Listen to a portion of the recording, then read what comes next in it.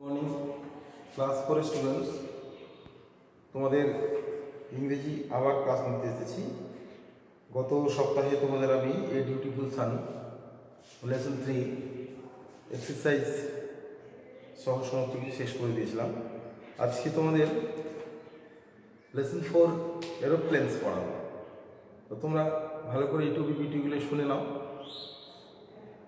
তারপর আমি পরবর্তীকালে তোমাদের আরও কোয়েশ্চেন অ্যান্সার যা কিছু করা সেগুলো করাবো। আগে আমি ইউটিউব ভিডিওটা পড়ে দিচ্ছি। Why are birds so happy? পাখিরা এত সুখী কেন বা খুশি কেন, যেটা ইচ্ছে বলতে পারো। পাখিরা এত খুশি কেন? Why are birds so happy? বলছে দে আর হ্যাপি, তারা খুশি বা সুখী, বিকজ দে আর ফ্রি। কারণ, বিকজ মানে কারণ, তারা হয় মুক্ত। ফ্রি মানে মুক্ত, স্বাধীন। পাখিরা স্বাধীন। They fly here and there and everywhere. তারা ওড়ে এখানে সেখানে এবং যে কোনো জায়গায়। How useful their wings are. তাদের ডানাগুলো কত উপযোগী। ইউজফুল, উপযোগী। A man can walk and jump. একজন মানুষ ক্যান ওয়াক, হাঁটতে পারে, অ্যান্ড জাম্প, এবং লাফাতে পারে। তাহলে বলছে এ man can walk and jump, একজন মানুষ হাঁটতে পারে এবং লাফাতে পারে। হি ক্যান রান, সে দৌড়তে পারে, but he can not fly, কিন্তু সে উড়তে পারে না। হি হ্যাজ নো উইংস, তার কোনো ডানা নেই। কার? মানুষের। মানুষের সম্পর্কে বলা হচ্ছে যে তার হি হ্যাজ নো উইংস, তার কোনো ডানা নেই। Yet he has created wings. Yet মানে তথাপি, তবুও সে ডানা সৃষ্টি করেছে, ক্রিয়েট করেছে। ক্রিয়েট করা মানে সৃষ্টি করা। More powerful than the wings of birds, অর্থাৎ পাখির ডানার থেকে আরও শক্তিশালী ডানা মানুষ তৈরি করেছে, তাই তো? তা সেটা কি? The aeroplanes fly faster than birds. Aeroplane ওড়ে ফাস্টার দ্যান বার্ডস, অর্থাৎ পাখির থেকে দ্রুততর। পাখি যতই দ্রুত উড়ুক না কেন, তার থেকে দ্রুততর, অর্থাৎ তার থেকে বেশি দ্রুত ওড়ে কে? এরোপ্লেন। তাহলে aeroplane fly faster than birds. উড়োজাহাজ পাখিদের থেকে দ্রুততর ওড়ে। How swift are jets and rockets. Jet বিমান এবং রকেট আমরা দেখেছি। জেট বিমান মধ্যে যেগুলো যুদ্ধ বিমান হিসেবে কাজ করে, ঠিক আছে, সেগুলো অত্যন্ত ফাস্ট হয়, অত্যন্ত সুইফট হয়, চোখের পলকে এক প্রান্ত থেকে অন্য প্রান্তে চলে যায়। অ্যাজ ওয়েল অ্যাজ রকেটও মানে how swift are jets and rockets. এটা বিস্ময় প্রকাশ করছে যে জেট বিমানগুলো এবং রকেটগুলো কত দ্রুতগামী সম্পন্ন। Nature stands defeated today. Nature stands defeated today, অর্থাৎ প্রকৃতি আজ হার মেনেছে। প্রকৃতি ডানা তৈরি করেছিল, পাখির ডানা। পাখিকে ডানা দিয়ে দিয়েছিল প্রকৃতি, অর্থাৎ ঈশ্বর সর্বশক্তিমান যিনি আছেন, প্রকৃতি তিনিই চালনা করছেন, প্রকৃতির মধ্যেই তিনি বিরাজ করছেন। তাই ফুল ফোটে, পাখিরা কিচিরমিচির করে উড়ে বেড়ায়, গাছের জন্ম হয়, মানুষের জন্ম হয়, আমরা জন্মগ্রহণ করেছি, আমরা কথা বলতে পারছি। এই সমস্ত কিছু প্রকৃতির দান। প্রকৃতিকে সুন্দরভাবে সাজিয়ে দিচ্ছে বিভিন্ন ঋতুর সময়।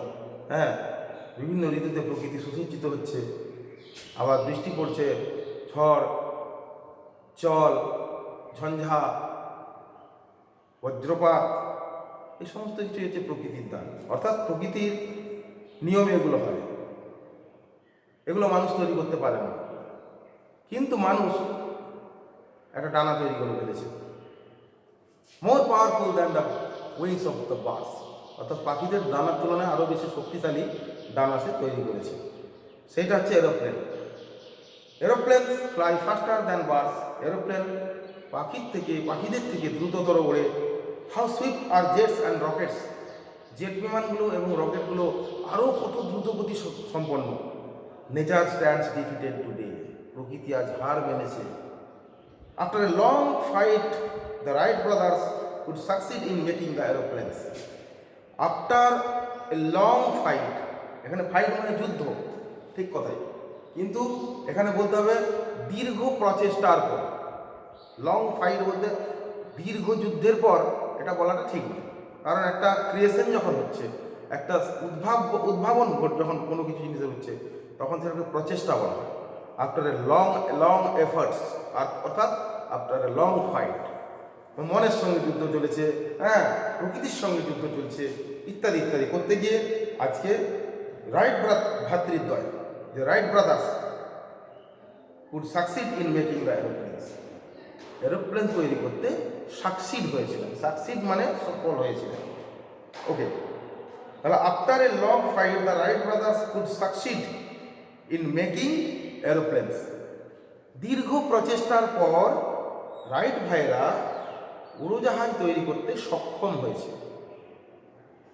সফল হয়েছে অ্যাকচুয়ালি। যাই হোক, এরোপ্লেনস connect different parts of the world today. উড়োজাহাজ আজকের দিনে বিশ্বের বিভিন্ন অংশের সঙ্গে কানেক্ট করছে, যোগাযোগ করছে। বুঝতে পারছো? সেটাই বলছে aeroplane connect different parts of the world today. আজ এরোপ্লেন বিশ্বের বিভিন্ন জায়গার সঙ্গে, বিভিন্ন অংশের সঙ্গে যোগাযোগ স্থাপন করছে, কানেক্ট করছে। No place is too far now. Too far মানে অনেক দূর, TOO, টু মানে ও, অনেক, এখানে বেশি অর্থে বোঝানো হয়েছে। No place is too far now, অর্থাৎ কোনো স্থানই এখন আর বেশি দূরে নয়। ফার মানে দূরে। They have brought people closer. তারা মানুষকে আরও নিকটতর করেছে। অর্থাৎ আগে মানুষ এক স্থান থেকে অন্য স্থানে, মানে এক দেশ থেকে অন্য দেশে যেতে পারবে এই ভাবনা ছিল না। পরবর্তীকালে রাইট ভ্রাতৃদ্বয় এরোপ্লেন উদ্ভাবনের মাধ্যমে, আবিষ্কারের মাধ্যমে মানুষের যোগাযোগ ব্যবস্থাটাকে আরও ইজি করে দিয়েছে, আরও সহজ করে দিয়েছে, এবং they have brought people closer. তারা মানুষকে আরও কাছে নিয়ে এসেছে। The day is not far, সেই দিনটা দূরে নয়। The day is not far, সেই দিনটা দূরে নয়। When morning tea can be had on earth, যখন সকালে পৃথিবীতে চা পান করবো, অর্থাৎ চা খাবো। অ্যান্ড লাঞ্চ অন মুন, এবং চাঁদে গিয়ে লাঞ্চ করব। তার মানে এত দ্রুতগতি সম্পন্ন উড়ান সব আবিষ্কৃত হয়েছে বা হচ্ছে আজও। আগামী দিনেও বিজ্ঞানীরা বিভিন্ন গবেষণার মধ্যে রত আছেন যে কত কম সময়ের মধ্যে পৃথিবী থেকে চাঁদে যাওয়া যাবে। সেই দিনটা বেশি দূরে নয়, তাই বলছে the day is not fur, অর্থাৎ সেই দিনটা বেশি দূরে নয়। When morning tea can be had, অর্থাৎ যখন সকালবেলার চা আমরা পৃথিবী ক্যান বি হ্যাড অন আর্থ, পৃথিবীতে খাবো, অর্থাৎ চাটা পান করবো। অ্যান্ড লাঞ্চ অন মুন, তারপর চা খেয়ে ফ্লাইট ধরে চাঁদের উদ্দেশ্যে রওনা দেবো, সেখানে গিয়ে আমরা লাঞ্চ করতে পারবো। এরকম দিন আসছে, ঠিক আছে? বিজ্ঞানীরা সচেষ্ট আছেন সে ব্যাপারে। আরও কত দ্রুতগতি সম্পন্ন উড়ান আবিষ্কার করা যায়, তারই একটা উদাহরণ আমরা আজকে পাই। জেট বিমান, রকেটস, এর থেকেও আরও ফাস্টার ফ্লাইট যেগুলো আছে, সেগুলো তৈরি করার উদ্ভাবনী, মানে তৈরি করার চেষ্টায় সবসময় রত আছেন বিজ্ঞানীরা। যাই হোক, হোয়াট এ ব্লেসিং, কি সুন্দর আশীর্বাদ। অর্থাৎ বিজ্ঞানের এটা আশীর্বাদ। বিজ্ঞান আমাদেরকে আশীর্বাদ করেছে, প্রকৃতি কিন্তু আমাদেরকে করেনি। Nature stand defeated today. Nature আজকে পরাজিত হয়েছে কার কাছে? বিজ্ঞানের কাছে। কিন্তু কিছু কিছু ক্ষেত্রে বিজ্ঞানও একটা জায়গায় গিয়ে থেমে যায়। যেমন আমরা তোমাকে একটু আগেই বললাম যে যখন ঝড় হয়, ঝঞ্ঝা হয়, আর্থকোয়েক হয়। আর্থকোয়েক মানে হচ্ছে ভূমিকম্প, বন্যা, চতুর্দিকে বন্যা হয়ে যাচ্ছে, জলে জলাময়, সমস্ত কিছু ভাসিয়ে নিয়ে চলে যাচ্ছে। মানুষ কি আটকাতে পেরেছে? বিদ্যুৎ চমকাচ্ছে, বাজ পড়ছে, মানুষ মারা যাচ্ছে, মানুষ কি আটকাতে পেরেছে? না। ওইখানেই গিয়ে এই বিজ্ঞান থমকে দাঁড়িয়ে পড়েছে যে দেয়ার ইজ এ সুপ্রিম পাওয়ার একটা সর্বশক্তিমান একজন অবশ্যই আছে। দ্য বিজ্ঞান, I mean science can not go beyond that. বিজ্ঞান তার ওপরে চলে যেতে পারছে না, তো একটা জায়গায় গিয়ে থেমে যেতে হচ্ছে। আজকে উড়োজাহাজ আবিষ্কার করেছে, এটা বিশাল ব্লেসিং, এটা খুব সুন্দর আশীর্বাদ। কিন্তু আমরা যদি দেখি ঝড় ঝঞ্ঝা, প্রকৃতির যে বিচিত্র লীলা খেলা আছে, ধ্বংসাত্মক খেলা আছে, সেই খেলাগুলোকে আটকাতে পেরেছে? পারেনি। সাবধানতা অবলম্বন করার মতো সাবধান বাণী দিতে পেরেছে। বিভিন্ন স্যাটেলাইটের মাধ্যমে অগ্রিম খবর আমরা পেয়ে যাই, হ্যাঁ, টিভি, রেডিও, নিউজ পেপার ইত্যাদির মাধ্যমে। সেই পর্যন্ত আমরা সতর্ক হয়ে যেতে পারি, but the disasters can not be stopped. অর্থাৎ ধ্বংসাত্মক যে ক্রিয়াকলাপ, সেটাকে আমরা বন্ধ করতে পারছি না। এটা বিজ্ঞানের দ্বারা সম্ভব আজও হয়নি, আগামী দিনে হবে কিনা কেউ জানে না। কিন্তু বিজ্ঞান কিছু কিছু জিনিস এমন আবিষ্কার করেছে যা আমাদের আশীর্বাদ স্বরূপ হয়ে এসেছে। যেমন এরোপ্লেন, পাখির ডানার সঙ্গে তুলনা করতে গিয়ে রাইট ব্রাদার্স এরোপ্লেন আবিষ্কার করেছে দীর্ঘ প্রচেষ্টার। যাই হোক, এবার বলছি কি, এটা তো খুব একটা আশীর্বাদ, দারুণ আশীর্বাদ, একটা হোয়াট এ ব্লেসিং, কি সুন্দর আশীর্বাদ। There is the opposite side of the picture too. এই ছবিটার একটা বিপরীত দিকও আছে। কিরকম না, aeroplane can rain down bomb as well. আমরা এরোপ্লেন বোমা বর্ষণও করতে পারে। রেন ডাউন বোমস, বোমস মানে বোমা, রেন ডাউন মানে বর্ষণ। এরোপ্লেন বোমা বর্ষণও করতে পারে। তার মানেটা কি? ক্ষতির দিক। এটা একটা অপোজিট সাইড, এটা একটা অন্ধকারের দিক, আর একটা আলোকের দিক। আলোকিত অংশটা হচ্ছে আমরা বিমান চড়ে এক স্থান থেকে অন্য স্থানে অতি সহজে ভ্রমণ করতে পারছি, বিভিন্ন দেশের সঙ্গে সংযোগ ঘটাতে পারছি। The day is not far when the morning tea can be had on earth and lunch on moon.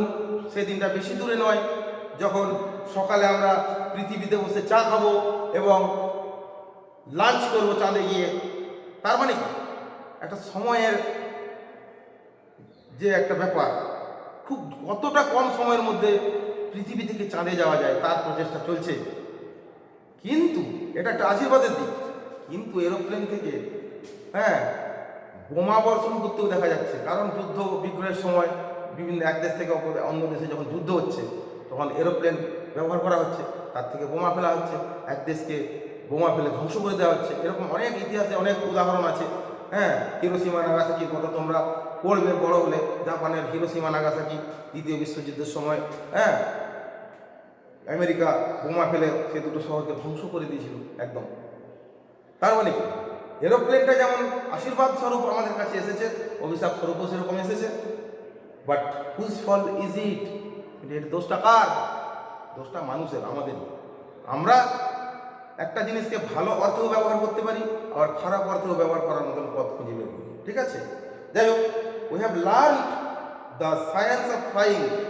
আমরা বিজ্ঞানের মাধ্যমে ওড়ার ব্যবস্থাটা শিখেছি, অর্থাৎ বিজ্ঞান আমাদেরকে উড়তে শিখিয়েছে। But haven't learn the art of living.